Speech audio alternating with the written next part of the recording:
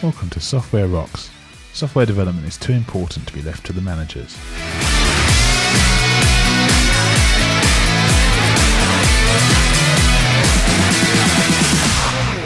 Welcome to Software Rocks, where I'm going to teach you how to take your software development from average to amazing. On today's show, leadership. Is it the missing ingredient from your company, and something you can do today to start making your development better? Before I start, I've had a bit of feedback from some various people that I've been talking to, and they suggested that while the show's pretty good, which is always nice to hear, thank you, I should probably cut it down a little bit. And I'll be completely honest, I have thought about cutting it down.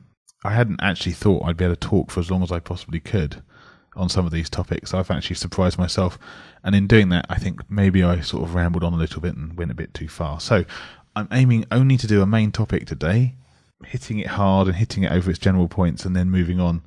We'll see how this works. If you like it, let me know. If you don't like it, also let me know. I don't know what works and what doesn't at the moment. I'm playing with different formats, so I'd really appreciate your opinion on it so I can make tweaks and changes and get it right for everyone. Today, I want to talk about leadership.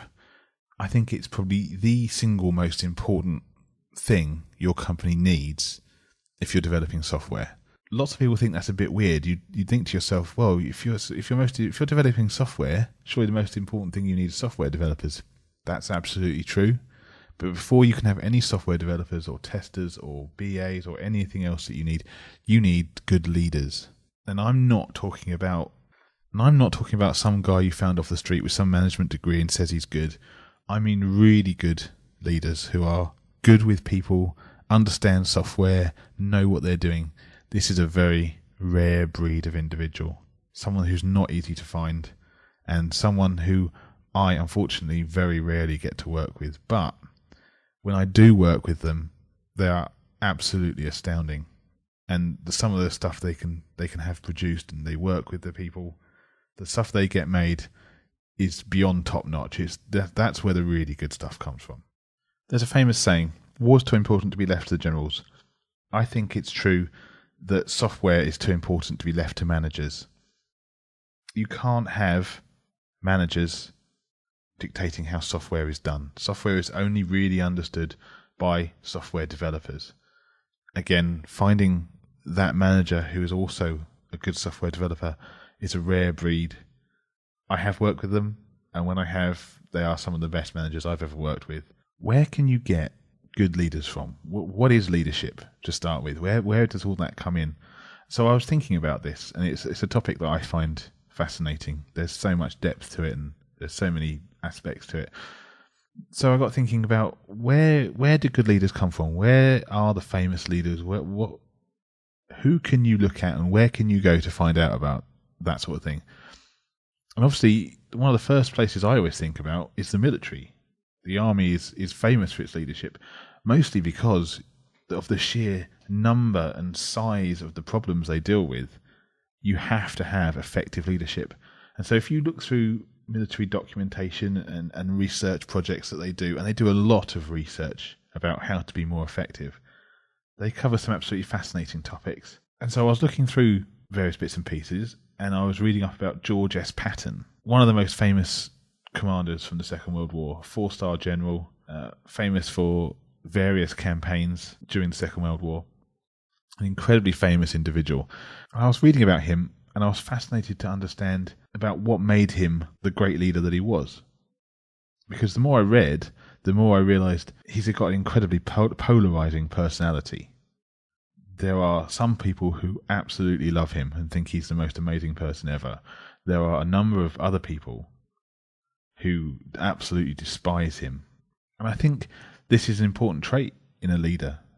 As long as the right people like them, then that's all you really need. You don't have to like them personally. It's all about their leadership. And a good leader is always going to upset some people. He had incredible respect from his troops, unbelievable respect, but not only from his troops, also from troops on the other side and other bits and pieces. I was reading about him, and he wrote a book called Patton Principles, and it laid out a list of his core principles and what he thought about them and how he applied them to what he did. as I was reading through it, I realised this is perfect. This is almost a training manual how to be an absolutely amazing leader. What I've done is I've taken what I consider to be the top 10 principles of a truly astounding software development leader. And to be honest with you, these are the things that would make you an amazing leader in any field. But specifically, things that I just don't see most development managers or people who lead software development teams doing in any fashion. Number 1, protect the troops first. The wishes of the superior officers are secondary. The reason I've put this at number 1 is simply because this is the one key piece that leaders should always do. Some of the rest of these, you can take them or leave them. Some will have it, some won't, and it doesn't necessarily make them a bad person, or doesn't necessarily mean they're not a great leader. But number 1, you protect your troops. So your software developers, your BAs, your testers, if they're under your command, if you're responsible for them, then you protect them from everybody else. You take responsibility for what they do, and you take the hit if there's a problem. It's not their fault, it's your fault. That's how you need to see it. This struck me specifically one day when I was early in my development career.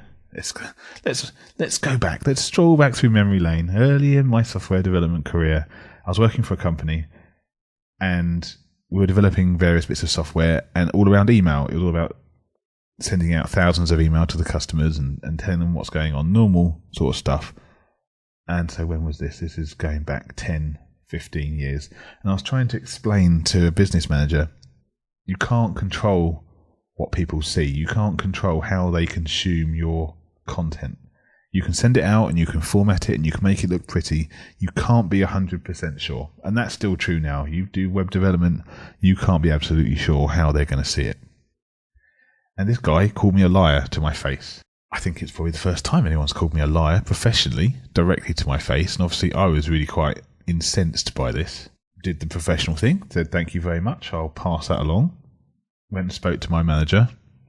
My manager, to his credit, got up, went over and talked to the development manager, and then, and this is the point where I lost all respect for this individual, said, you're absolutely right, he is a liar. I was utterly shocked and appalled, and from that moment on, that was it. There was no way I could respect this person anymore. So if you're responsible for other people, don't ever do that. Take responsibility for what they do. Understand what's actually happened, and if it's gone bad, you accept it and deal with it later. Never put your troops in front of the firing line like that, because you will never get anywhere as a leader, quite frankly. So there's another side to this, whereby if you are responsible and other people are making promises and you're working for other people, you hold them to their promises. You don't make it the problem of your software developers to fix issues that someone else created because they changed their mind. It's your job to go out there and make sure that other people are holding up their end of the bargain, and when they're not, you call them out on it and you make them sort their end of things out. Either that means you'll have to get more time, or that means they've got to change their mind, but you don't just back down and allow them to get away with doing anything they want. That's protecting your troops. That's protecting your software developers from the outside influence. Number 2, always do everything you ask of the men in your command. So if you're coming towards the end of a project and you ask your software developers and your testers to work late, and you ask them to work weekends, then you should be working late and working weekends. Why would you think it's all right to finish up at 5 o'clock, say, thanks a lot, I need you guys to work the weekend, and then disappear? Now, I'm not saying that you necessarily have to work all weekend super hard, although I think you probably should, quite frankly. If you're making them work, then you come in and you work as well.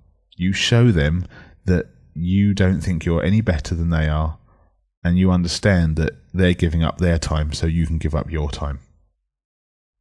So if they're doing late night releases, you work late. If you're doing weekend releases, you work weekends. Even if that means you're the T-boy, doesn't matter. You've got to show them that you are in this as well. If they work hard, you've got to work harder. Number 3, never fear failure. There's 2 aspects of this for me. Fearing failure will actually cause you to fail. If you don't believe in what you're doing, you won't commit as fully as you should, and then failure is pretty much inevitable. The other part of that is failure isn't necessarily a bad thing. Sometimes the only way you can learn something is by failing, and failure is where you learn your best lessons. So never fear failure. Number 4, talk with the troops. So your troops, your developers, your testers, they are the lifeblood of your company. I've already spoken previously about culture and how important that is.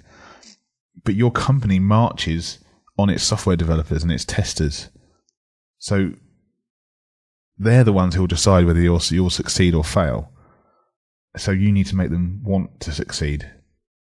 So talk with them, understand their problems, fix them, help work with them, don't fight against them. It just makes no sense. Again, culture, something we've touched on, something so important, something we'll come to again in the future.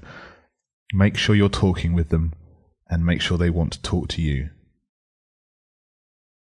Number 5, no one is thinking if everyone is thinking alike.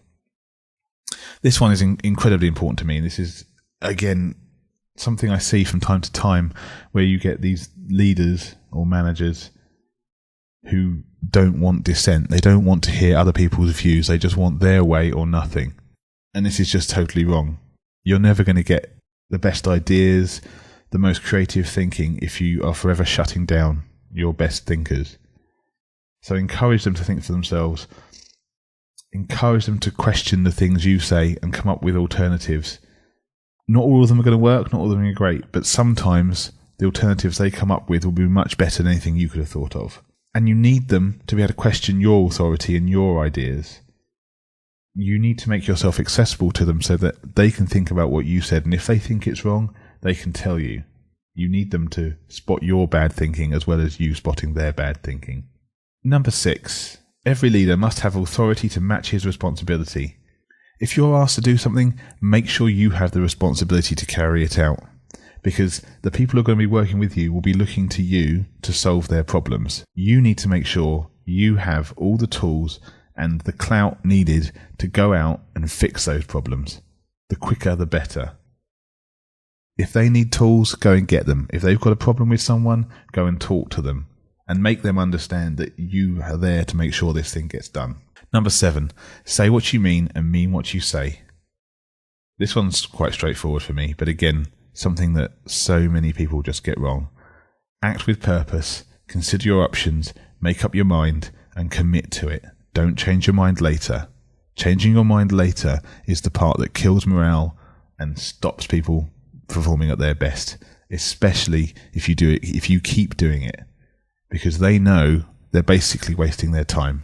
If they constantly think any second now you're going to change your mind and all the work they spent the last week doing it was a waste of time, they're not going to keep putting up with it. They just won't do good work. That's not to say you can't change. You've got to understand the consequences of changing your mind and make your reasoning clear. You need to sit them down wherever it is you do it, preferably in the pub, but that's my own personal opinion. Explain what's happened and explain why you need to change. And if you've encouraged number 5 and everyone's not thinking the same, then they're going to surprise you with alternatives that you hadn't yet considered. Number 8, know what you know and know what you do not know. This is especially true in software development. The reason for Agile existing is because you can never have perfect information. There is no such thing as perfect information. You can't know the end. Understand that you don't know everything. Come up with ways to deal with it and mitigate it when it happens. Number 9, no good decision was ever made in a swivel chair. This one, personally, for me, I think is one of the most important ones and goes back to the very first one again. If the people making the decisions about the software are the CEOs and CTOs who never speak to the software developers, who never come down and never really understand the product, then you've got to start asking yourself, why are they making these decisions? Where are these decisions coming from? Because they're not coming from a position of understanding and actually trying to make good software. They're coming from a position of vanity, wanting what they think is best, not what is actually best. Maybe this is a personal thing. I have no problem at all questioning authority, and I have no problem at all speaking to CEOs and CTOs and basically telling them that their ideas are wrong. If you're going to do that, you've got to make sure that your ideas are backed up with sound evidence. Number 10. Any man who thinks he is indispensable ain't. This is something I wholeheartedly agree with. I've always worked really hard to make sure that I personally am never indispensable. It's a very dangerous position to be in, and it's one, unfortunately, that I see again and again in software developers specifically. But again, it's possible in managers as well, that they create a situation where they're the only person who can look after something. That's their baby. No one else gets to touch it. I think I can't decide. So for some people, it comes from a pride in what they've done, and they're wanting to protect it. But for others, they just want to be secure, thinking that they have a job forever because they couldn't possibly get rid of you. Bit of news for you there. If you do that, your superiors will start to worry about you. They will see what you've done and realise that you are now the single point of failure. So you have become the problem. And your subordinates, the people you work with, they will just simply dislike you for it. You've created a situation where they can't work on something and they are dependent upon you. So whenever you're not there, they have to stop working. They're not going to like that. Make sure you can be replaced. It's important that you can be replaced. That's called teamwork. Think of it a different way. If you are really good at what you do and you can be replaced, that's how you get a promotion. That's how you move up, because someone else can step into your shoes and you can move up to the next thing. So those are 10 of Patton's core principles. His actual book is a little bit longer than that. He's got a number more. But I'll leave you with this quote. Never tell people how to do things. Tell them what to do, and they will surprise you with their ingenuity. That's a quote from George S. Patton. Here's something you can do today to make your development better. I got this while reading D-Zone this week. I'll put the link in the show notes. From someone called Benjamin Mitchell. I was reading through this, and I was reading it. I was like, why have I never done this before? And he called it the two-hand rule for stand-ups. So the basic idea is, in your stand-ups in the morning, while people are talking, if someone goes off topic, you can put your hand up. If two people put their hand up, that means that topic is done with. You have to move on. It's that simple. And as soon as I read it, I was like, oh, why have I never thought of this before? Because obviously, the stand-ups I run, I like to keep a tight ship, of course. And we do keep them down to less than 15 minutes. We usually keep them down to around about 5 or 10 minutes at the very most. But every so often, you do go off topic. Can't help it. And so this is what I'm going to be bringing in. I think it's fantastic. So as soon as they start going off topic, as soon as two people have put their hand up going, yep, I'm not interested in this, that's it. Close conversation, move on. They can obviously have their conversation afterwards, not stopping anyone from teamwork and collaboration, etc. But just want to keep that stand-up moving, because it's about explaining what you've done and what you're going to do today.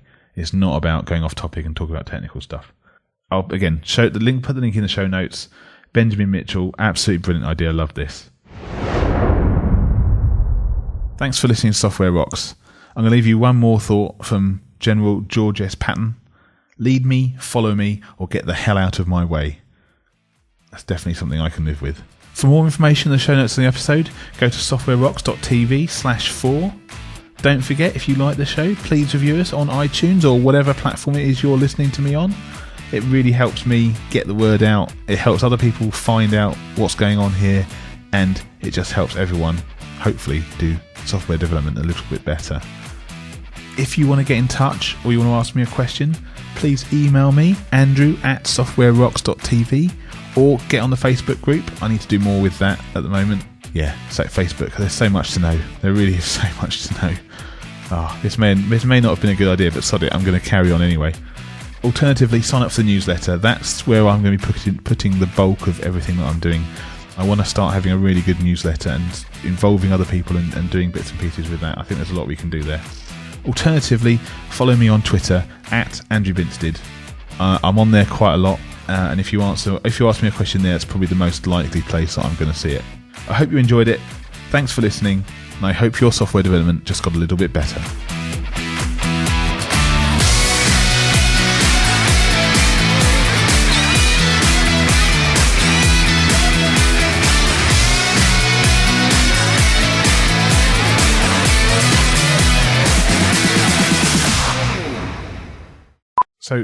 So every time I start with bloody so.